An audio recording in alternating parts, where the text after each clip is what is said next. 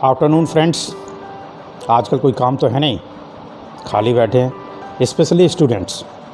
और उनकी तो ऑनलाइन क्लासेस भी बंद हो गई। तो आज मैं पहले एक कहानी और उसके बाद कुछ अपने पर्सनल टिप्स दूंगा। बहुत ध्यान से सुनेंगे तो बहुत कुछ सीखेंगे और महसूस भी करेंगे।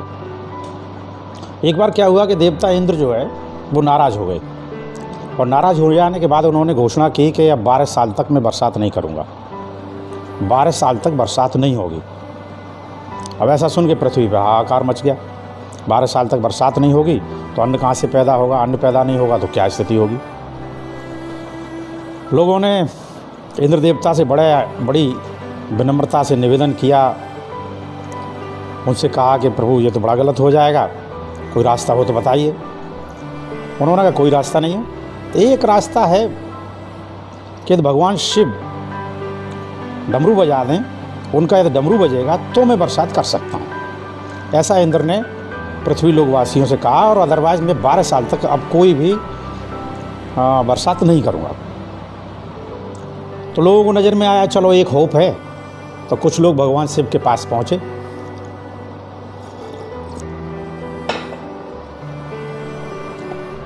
इससे पहले ही इंद्र ने क्या किया कि भगवान शिव को जाके पहले ही कन्विंस कर लिया। उनसे कहा प्रभु बड़ी स्थिति ख़राब है, पर्यावरण संतुलन बिगड़ रहा है, ये लोग पेड़ काटते हैं, वायु प्रदूषण करते हैं, जल प्रदूषण करते हैं, और अब तो लैंड प्रदूषण भी हो रहा है। तो इसलिए मैंने ऐसा कह दिया है कि 12 साल तक बरसात नहीं करूँगा। वो लोग आपके पास आएँ तो कृपया करके आप भी ऐसा कर देना, उनसे मना कर देना। ऐसा इंद्र ने भगवान शिव को कन्विंस किया। भगवान शिव भी मान गए, बोले यार बात तो सही है, पर्यावरण की बात है।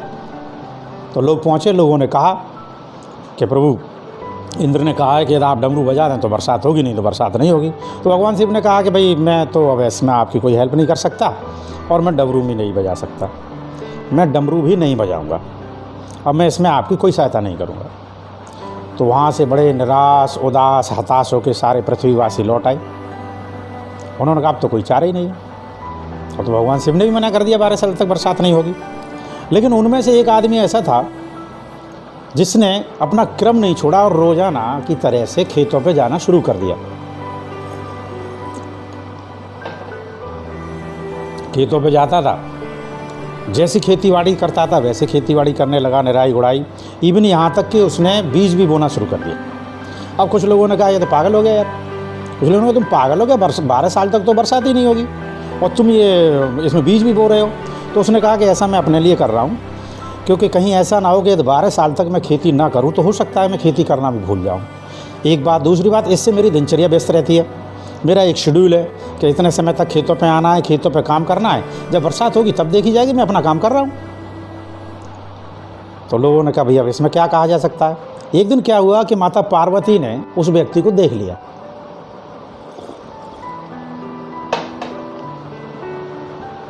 उन्होंने कहा यार ये तो काम कर रहा है। तो उन्होंने भगवान शिव से कहा प्रभु एक आदमी ऐसा है कि जिसको मालूम है 12 साल तक बरसात नहीं होगी, लेकिन इसके बावजूद वो काम कर रहा है, तो आप इसमें क्या कहेंगे। उन्होंने कहा मैं कुछ नहीं कहूँगा। तो उन्होंने कहा प्रभु ऐसा ना हो कि 12 साल तक यदि आप डमरू ना बजाओ तो ऐसा तो नहीं है कि आप डमरू बजाना ही भूल जाओ, क्योंकि कोई भी कार्य हो यदि उसको हम लंबे समय तक नहीं करते हैं तो उसको भूल जाते हैं। भगवान शिव ने कहा बात तो सही है, हो सकता है 12 साल बाद मैं डमरू बजाना भूल जाऊँ, अजर जरा उठा के लाना उसे। उन्होंने डमरू बजाया। अब जब जैसा कि निश्चित था डमरू बजा, बरसात हो गई। बरसात हो गई, सारा माहौल बदल गया। तो ऐसे ही प्रेजेंट सिचुएशन है, स्कूल बंद हैं, स्टूडेंट कुछ भी नहीं कर रहे, उनके पास कुछ भी काम नहीं है, लेकिन पता नहीं कब डमरू बज जाए, बरसात हो जाए, यानी स्कूल खुल जाए। और ये तो आपने देखा है कोई भी कार्य हो जिसको हम लंबे समय तक नहीं करते हैं तो उसे भूल जाते हैं। कोई भी सिंगर है, बहुत अच्छा गाना गाता है, उसकी आवाज़ बहुत अच्छी है, वो बहुत लंबे समय तक नहीं गाए तो गाने भूल जाएगा, और ये भी निश्चित है उसकी आवाज़ भी डिस्टर्ब हो जाएगी। कोई बहुत अच्छा म्यूजिक प्लेयर है, इंस्ट्रूमेंट्स बहुत अच्छे बजाता है, लंबे समय तक यदि वो नहीं बजाएगा तो क्या होगा, बजाना भूल जाएगा, अथवा उतनी अच्छी तरह से नहीं बजा पाएगा जितनी अच्छी तरह से उसको बजाना चाहिए। तो ऐसा ही आपके साथ है। ये ना मान के कि पता नहीं अब स्कूल कब खुलेंगे, क्या होगा। आप अपनी स्टडी को कंटिन्यू रखिए, कीप इन टच, उसमें कुछ ना कुछ करते रहिए। अब मैं इस संबंध में आपको कुछ टिप्स देता हूँ, उनको आप बड़े ध्यान से सुनिए तो वो आपके काम आएंगे। तो सबसे पहले आप शेड्यूल बनाइए, ये निश्चित करिए कि 24 घंटे में कुछ समय, चाहे कोई भी शेड्यूल बना लीजिए, 10 से 11, 11 से 12, कुछ भी, मैं 1 घंटा 2 घंटा जैसे आपको अच्छा लगे वो मैं पढ़ूँगा। उसका क्या होगा, सबसे बड़ा लाभ ये होगा कि आपकी दिनचर्या मेंटेन रहेगी। अगले दिन भी आपको ये रहेगा कि अगले दिन मुझे ये सब्जेक्ट पढ़ना है, सब्जेक्ट्स का शेड्यूल बना लीजिए। और एक ख़ास बात, कुछ सब्जेक्ट्स ऐसे होते हैं जिन्हें रेगुलर स्टडीज़ में आप कम पढ़ पाते हो और उनमें आपका इंटरेस्ट भी होता है, जैसे ड्राइंग हो गई, जीके हो गई, कंप्यूटर हो गया। कुछ बच्चों को ड्राइंग बहुत अच्छा इंटरेस्ट रहता है। अब इस समय आपके पास टाइम ही टाइम है, तो आप कौन रोक रहा है, चित्रकारी करिए, सुंदर कार्टून बनाइए, ड्राइंग में बहुत अच्छी उस मुकाम को हासिल करने की कोशिश करिए। कंप्यूटर में आप कंप्यूटर और सीखिए, तमाम चीज़ें हैं। जीके में आप अपने को और ज़्यादा अपडेट करिए। इसके अलावा जो रेगुलर स्टडीज़ है उसको आप करिए। और एक ख़ास बात मैं अक्सर कहता हूँ, भले ही अब आज कल ऑनलाइन का ज़माना है, बहुत सारे ऐप हैं, बायजूस है, ये ऐप है, वो ऐप है, लेकिन मैं बहुत स्ट्रांगली ये बिलीव करता हूँ कि जो ट्रेडिशनल है, जो परंपरागत चीज़ें, राइटिंग और रीडिंग, उनका कोई ऑप्शन नहीं है।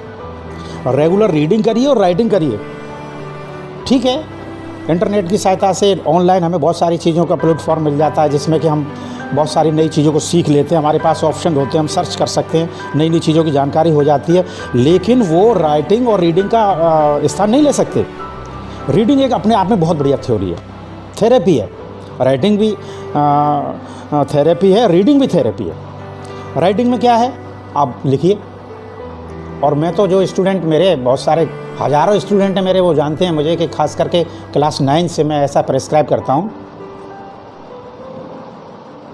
कि डायरी बनाइए। और अब तो मैं क्लास 6 से भी कहता हूँ कि एक पर्सनल डायरी बनाइए। पर्सनल डायरीज़ में अलग अलग सब्जेक्ट्स के टिप लिखिए, मैथमेटिक्स के फार्मूले लिखिए, साइंस के फार्मूले लिखिए, जो आपको अच्छा लगता है, अपनी हॉबीज़ लिखिए, फ्यूचर प्लान लिखिए, रेगुलर लिखिए। एक सबसे बड़ा लाभ क्या होगा, जब आप लिखना शुरू करते हैं, रीडिंग करना शुरू करते हैं, तो आपका सबकॉन्शियस माइंड फिर उससे रिलेटेड आपको आइडियाज़ देने लगता है। तो सबसे पहले ऐसा करिए। अब जैसे मान लीजिए मैं 9th और ऑनवर्ड स्पेशल बात करता हूँ, जब मैं क्लास 9th में पढ़ता था, मेरी वो डायरी आज भी मैंने कई बार क्लास में जाके बच्चों को दिखाई है। तो 9th में सबसे पहले मैं कहता हूँ आप फार्मूलाज लिखिए। अब जैसे मैथमेटिक्स के फार्मूले, आप मेंसुरेशन के फार्मूले लिख लीजिए, volume of cylinder πr²h, trigonometry का लिख लिया आपने, sin² theta plus cos² theta = 1। तो वो एक तो रिकॉर्ड हो गया आपका। और ऐसा भी नहीं कि आपने लिख लिया तो वो कभी काम में नहीं, वो हमेशा काम आएगा। अभी काम आएगा, आगे वाली क्लास में भी काम आएगा। क्योंकि वॉल्यूम सिलेंडर 9th में हम पढ़ रहे हैं, MSc में पढ़ेंगे तभी वॉल्यूम ऑफ सिलेंडर πr² ही रहेगा। तो कुछ करिए, कुछ सीखिए। अब कुछ बड़े बच्चों के लिए भी, बड़े बच्चों को चाहिए कि एक्स्ट्रा सब्जेक्ट से अलग, बच्चों सभी बच्चे ऐसा कर सकते हैं, सब्जेक्ट से अलग भी कुछ एजुकेशनल मोटिवेशनल बुक्स होती हैं, उनको पढ़िए आप। हमारे ज़माने में नंदन आती थी, पराग आती थी, कुछ चाचा चौधरी जैसी कहानियाँ भी आती थी, जिसमें इंटरेस्टिंग भी कहानियाँ होती थी और उनसे बच्चों को एक सीख मिलती थी। खास करके मोरल के बारे में, मोरल एजुकेशन के बारे में बहुत अच्छी कहानियाँ हुआ करती थी। या तो ऑनलाइन उपलब्ध है तो आप उनको पढ़िए। तो कुछ एडिशनल बुक आप भी इसके साथ साथ, सब्जेक्ट के साथ साथ एडिशनल बुक्स पढ़िए। मोटिवेशनल स्पीकर्स को सुनिए, पेन रखिए अपने पास और कॉपी रखिए और उनकी थॉट में से कुछ चीज़ को नोट करिए। मैं Amlesh Kumar Lodhi, principal director, writer, parenting coach हूँ। अभी तक आपने मेरा यूट्यूब चैनल सब्सक्राइब नहीं किया तो सब्सक्राइब कर लीजिए, लाइक कमेंट करिए। तो मैं आपसे कह रहा था कि नोट्स बनाइए। नोट्स जीवन में हमेशा काम आते हैं। और मैं तो हर चीज़ लिखता हूँ, शाम को सोने से पहले लिखता हूँ। लिखने का एक सबसे बड़ा लाभ ये है, आप ये भी लिखिए कि कल सुबह मैं क्या क्या करूँगा। अब छुट्टियाँ हैं, कोई काम नहीं, लेकिन एक आप शेड्यूल बनाएंगे तो आप मेंटली बिजी रहेंगे। और आज का दौर, आज का समय ये सबसे ज़रूरी है कि आप मेंटली बिजी रहिए। तो बच्चों, ये मत मानिए कि पता नहीं स्कूल कब खुलेंगे, कब से बंद हैं। आप, मुझे मालूम है बहुत सारी चीज़ें भूल गए होंगे, उन चीज़ों को रिवाइज़ करिए। आप बताइए मुझे, आप पढ़ने में बहुत अच्छे हैं, आपकी क्लास में हमेशा अच्छी पोजीशन आती है, लेकिन आपने लंबे समय से तो पढ़ा नहीं। स्कूल तो खुलेंगे, जब स्कूल खुलेंगे तब क्या होगा, जो बच्चे जिनकी पोजीशन अच्छी नहीं आती थी वो पढ़ते रहे और आप पढ़े नहीं तो आप पीछे रह जाएंगे, वो आगे आ जाएंगे। इस समय का लाभ लीजिए। बहुत सारे लोग दुनिया में ऐसे हैं जो यही रोना रो रहे हैं, अरे साहब कोई काम ही नहीं है, कुछ भी नहीं है, बोर हो रहे हैं। बोर वो होते हैं जिन पर कोई काम नहीं होता।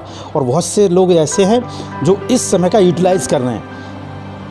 अपनी हॉबीज़ को डेवलप कर रहे हैं, अपनी जो बहुत सारी चीज़ें छुपे हुए टैलेंट था उसको डेवलप कर रहे हैं। आपसे कौन रोक रहा है? आपकी ये हॉबी है, आप सिंगिंग को डेवलप कीजिए, डांसिंग को डेवलप कीजिए, म्यूजिक इंस्ट्रूमेंट्स को बजाने की हॉबी को डेवलप करिए, लेकिन पॉजिटिव करिए। ये जो टीवी में देखते रहते हो, टीवी में फिल्में जो आती हैं, टीवी सीरियल्स, घटिया सीरियल्स आते हैं, इनसे कुछ होने वाला नहीं है। वो सीखिए, वो देखिए जिससे सीखने को मिले। तो मेरी शुभकामनाएँ। मैंने जैसे कहा है कि मैं ये सीरीज़ शुरू कर रहा हूँ, अभी पिछले वीडियो में भी मैंने एक स्कल्प्टर वाली कहानी आपको सुनाई थी, और मेरी कोशिश है कि मैं हर संडे को एक एजुकेशनल स्टोरी आपके साथ शेयर करूँगा। तो जुड़े रहिए, जुड़े रहने के लिए बहुत बहुत धन्यवाद। Thank you.